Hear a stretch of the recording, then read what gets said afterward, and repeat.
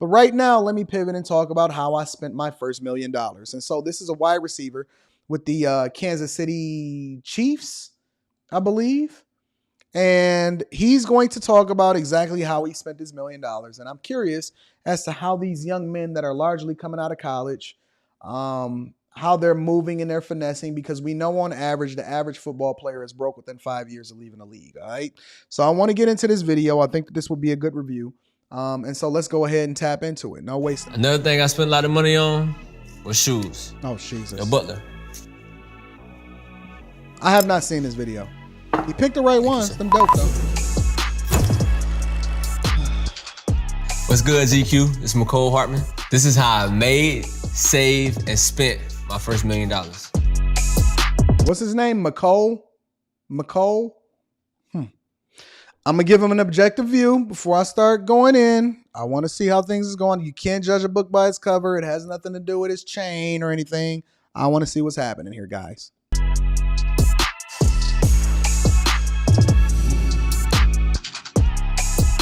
Mecole Hardman. I'm from Bowman, Georgia. Born and raised. It's like a country town. Growing up in Bowman, Georgia, it's fun. It's small. Not everybody around. Everybody know everybody. My time in Georgia really went by fairly quickly, honestly. But my hometown was 30 minutes away.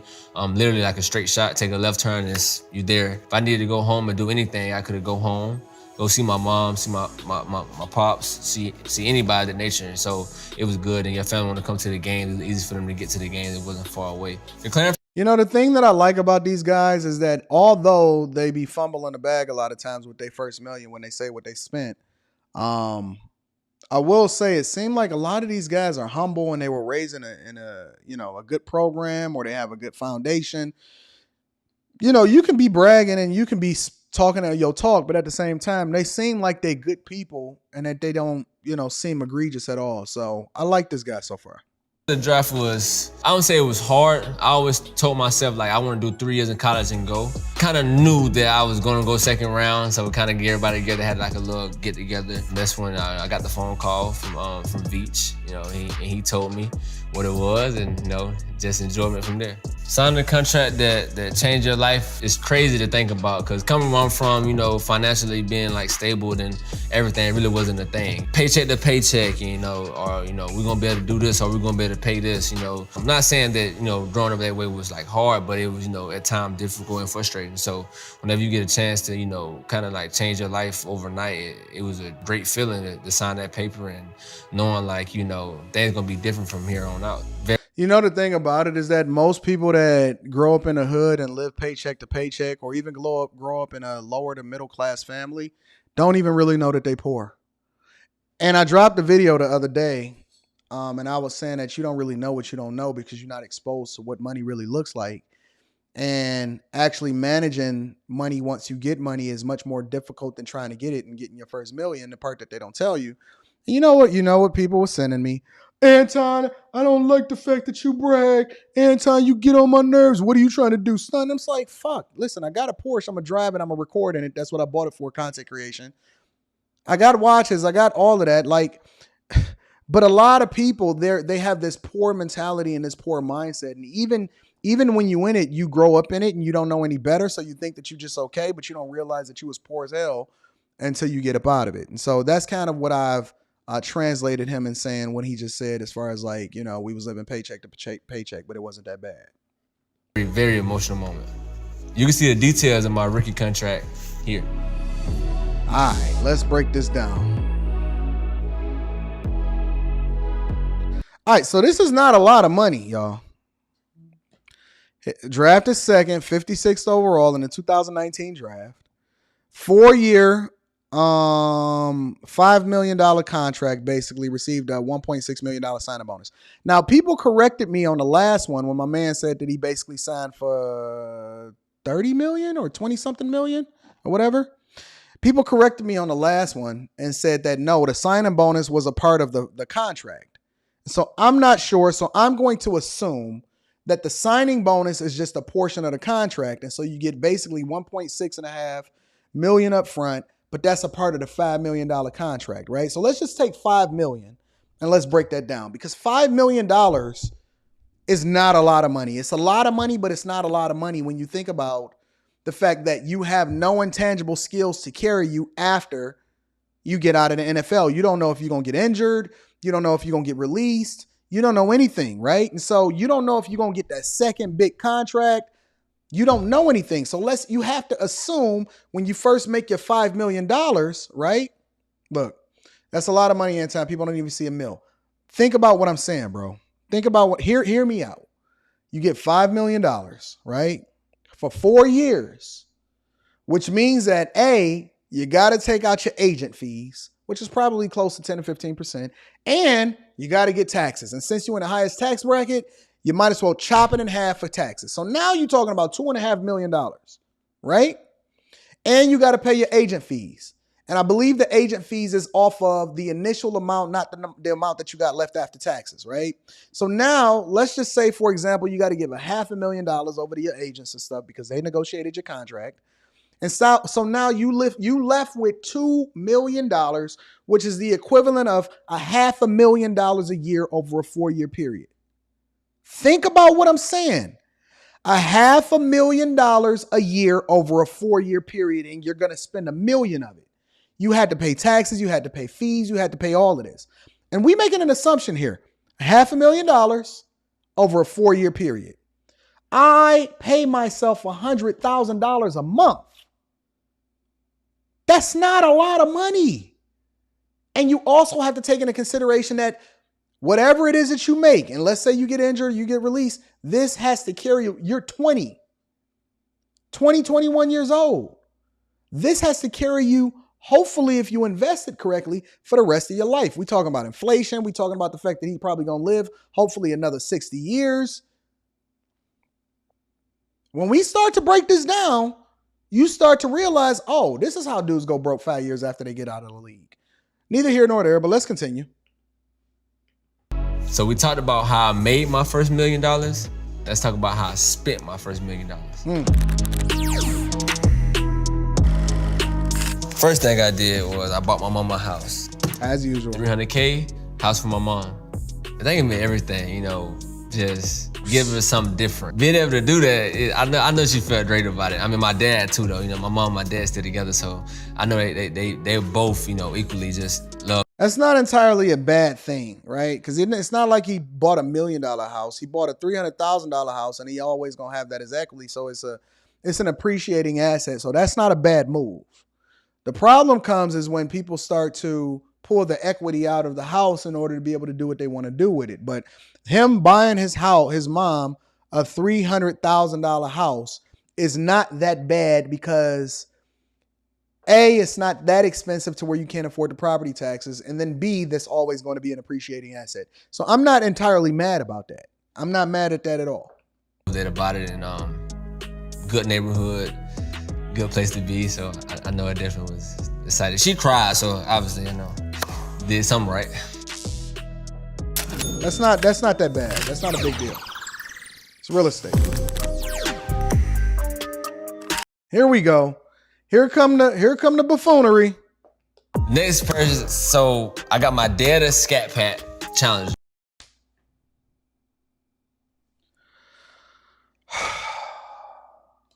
Typical hood dudes. I think it's like 60,000 with some extra work into it. Then I got my mama, since you know she got grandkids and stuff. I got her like a Durango is like around what, 40, like another 40,000, somewhere around there. Jesus. Pay for those, and then myself. That's 100,000. He bought his mom and his dad cars 100. So though the house wasn't enough, he bought some depreciating assets. This is where the coonery come in. Another $100,000. I got me a red-eye Hellcat, which was 100,000. Jesus Christ. With additional work put in, which was like another 30,000. So that's another. Then I do have a Jeep, 25,000, but I put an extra 10 on it, customization and everything on that. So that's kind of like the cars that I got. The interior. Look at that POS. Oh yeah. Look at that POS, y'all. Look at that POS. And if you know what POS is, you know what you know. Look at that POS. This dude spent over close to 200 and what, 60, $70,000 on cars. Oh my God. Let this be a lesson. Let your assets pay for what it is that you want to do and not go out and buy depreciating assets after you pay your taxes on the money that you had to trade your time in for. This is very, very bad. Yellow interior, red stitching, got my name and logo on the side of it. I did that. Neon lights all around, neon lights in the car, stars in the ceiling. You got you a fake Rolls. Okay. Changed the fenders on it, changed the bumpers, lifted it up like 4.5 inches, 22 inches, well, my real 22, 24, maybe 24. Cars. Jesus. So now $565,000 just on a crib and some cars.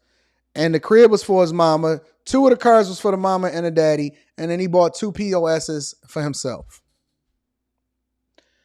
Boy, oh boy, do we not need some financial literacy?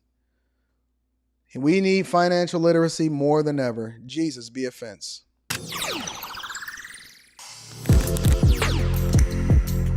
Shout out to my dog. Another thing Jeff. I spent a lot of money on was shoes. Jesus. Your butler. Shout out to my dog, Jeff. Thank you, sir. So I always never said I spent $1,000 on shoes, like just a pair of shoes. I never do that. So now I probably have 20 pair of shoes that's probably over $1,000, honestly. So if that is the case, it's like what? Don't wear them. 20,000 for shoes, for those expensive shoes. And now I have like maybe another 100 pair, 200 pair of like just ones alone. If you're calculating like all the ones together, like another 10,000 on those. First of all, his calculations is wrong. First of all, your calculations are wrong. Secondly, if you're buying sneakers, now I am a sneakerhead. I got a bunch of sneakers right all up and down the walls, right? Do not wear them. A. B. Let them appreciate. One of the things that I showed y'all in one of the videos that I recently made is that I make 50 on average on most of my sneakers that I sell, and I got my daughter running the business. I make almost a 50% profit based off of the business model. And I'm actually dropping a video on the Patreon probably within the next 2 weeks of how I'll run my sneaker company for those of you that are interested. You do not wear sneakers that you buy and you pay a premium for. You let them continue to appreciate. You enjoy them, looking at them. You use them as art. You be able to write them off as a tax incentive because you do run a sneaker business, and then you sell them at a profit. You don't wear these shoes. This is a problem. Freaky Jason. This dude spending $30,000 on sneakers. Thank you, Jordan Smith says, my contribution to the plate image, if the Lapeef Network converted the panel to having conversations like these instead of pandering about how black women won't submit, we need these conversations. We give it all. We got to give people a multiple different options for them to be able to be successful in these conversations. We give it all. No. Probably like another $20,000. Jesus. Probably spent about like a total of $40,000 to $50,000 on shoes. He don't even know. I got a lot of shoes. Who's his accountant? This budget is horrible. Horrid. Couple vacations. I took a vacation to LA. He went to LA. Los Angeles. Let's see how much he spent on it. So I got this big old crib like in Beverly Hills. Like it was like freaking $6,000 a night or something like that. It just was some crazy thing. And I always wanted to go to LA and just go to Beverly Hills and do whatever. So I was there for like maybe a week. I spent maybe like $20,000 on the trip. Maybe. Shout out to all of the Airbnb people that's getting the bags off of these dumb athletes. Just like stand there. Don't know why. He don't even know why. He don't even know why he was there. This is so foolish. Hopefully he don't be on the next edition of ESPN's 30 for 30 broke, man. This is the dumbest thing that I've ever heard in my life. Stand there. And then I went to a couple clubs. I think I ended up spending like maybe a total of 15, 20,000 in the club one night. Is he trolling? Is he trolling? So you went to the club for one night. You spent money on overpriced beer and liquor. You spent money on a couch that probably haven't even been cleaned, so you can stand on it and go, hey, hey, hey. And he spent 20,000 on that. Are we witnessing history repeat itself over and over and over and over and over again? They don't learn from the mistakes of the people that came before him. Nice guy, very, very bad with his money. And you know what the worst part about this is? They get used to living his lifestyle, and so they then depend on what it is that they make to support their lifestyle, and you can't sustain it for the rest of your life. I don't hear nothing about investments. I don't hear nothing about making sure that you putting your money up for, starting this new business, that you're looking at things from I don't see even a tax write-off anywhere in this conversation. 20,000 the other night.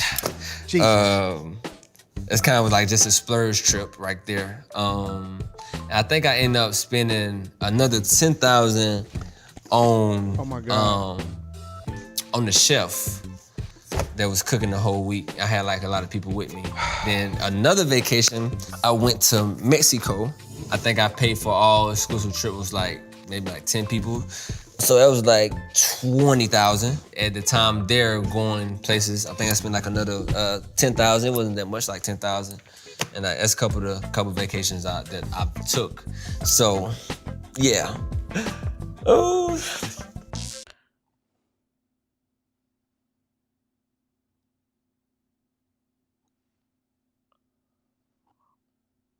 I don't even know how to react to this.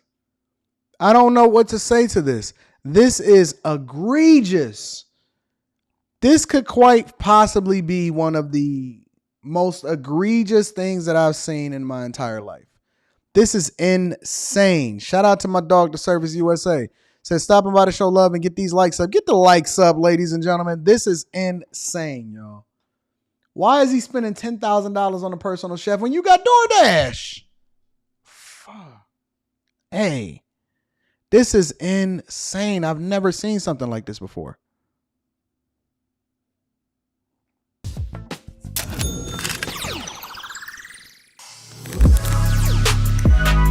Oh, now we're going to get to the savings and the last part.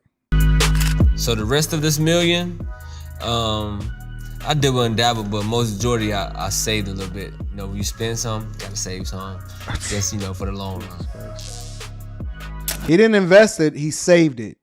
He didn't invest it, he saved it.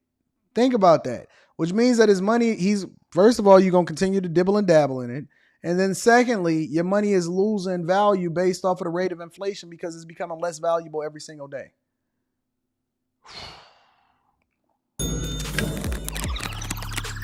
At least he put it up. For guys entering the league, when you make money, I know it's gonna be overwhelmed. Like you feel like you get anything in the world. Listen to this bad advice. But just know it don't last long, and the more you spend, the more you just see it. It goes down as fast. So, I think the best thing is get you a financial advisor that you trust, budget very well, and you'll be just fine.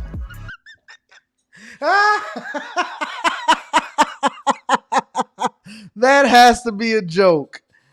That has to be the funniest thing that I've seen him say, bro. This dude, get you a financial advisor, and I know it's going to cost you. Bro, stop it, bro. Stop it. Shout out to Brock with the fireball. I appreciate you, my daily pass and love offering. Thank you, Brock, for holding down on the platform. My guy, Nicholas Virgil, says, I find it interesting that most athletes have everything but an accountability partner. He need a coaching session. This is insane. Look at us. See, Anton signed the latest letter of intent. See that? Attached is this draft. This is my lady. That's here. Maybe y'all can see it a little bit more if I go out of here. Thing. There you go. That's my letter of intent. Oh shoot. Maybe y'all can see it a little bit there. It's my letter of intent getting back to me. Um, it's gonna be a great time. We got a great creative suite that's coming, ladies and gentlemen. Hopefully, I can invite all of my bag chasers to come back to the offices and see how we create. And I could take you through a real life journey of what that's like. Tap into the Patreon link is in the description as well as pinned to the top of the chat. I hope y'all have a phenomenal Wednesday. We are doing great things. Thank you, friends, for continuing to rock with me. I love you. I appreciate you. Thank you, guys. Brock, my dog, said, and this is for the building fund. Thank you, Brock. Thank you for holding me down. Listen, um, you need to get a coaching call, Kobe. I'm waiting on you. I'm waiting on you, bro. Listen, don't fumble the bag and do not look to these athletes for inspiration as to how it is that you're supposed to live your life and spend your money. It's all full of foolishness, man. Listen, I thought it was a great show today, but we got another show coming tonight. Q&A coming tonight. We doing big things. We're going to continue to run the checkup. I love y'all. I appreciate y'all. Listen. If nobody told you today, I'm going to tell you right now. I love you. Make sure you tap into the Patreon. Link is in the description as well as pinned to the top of the chat. If you need to kick it with me personally, email me at antondaniels413@gmail.com and we're going to get you popping. But I need you to do me one more favor before we get up out of here, ladies and gentlemen. Make sure you tell your family and friends. We don't want to be rich by ourselves, but we're going to continue to run the checkup and we're going to continue to do what we do on a regular basis. And you know what that is? Add value to your life. Because through all of the foolishness and through all of the entertainment, it always got to come back to the money. Hit a like on your way out the door. Make sure you subscribe to the channel. Turn on your notification bell. And then I'm going to see you guys later. I love you guys. Peace.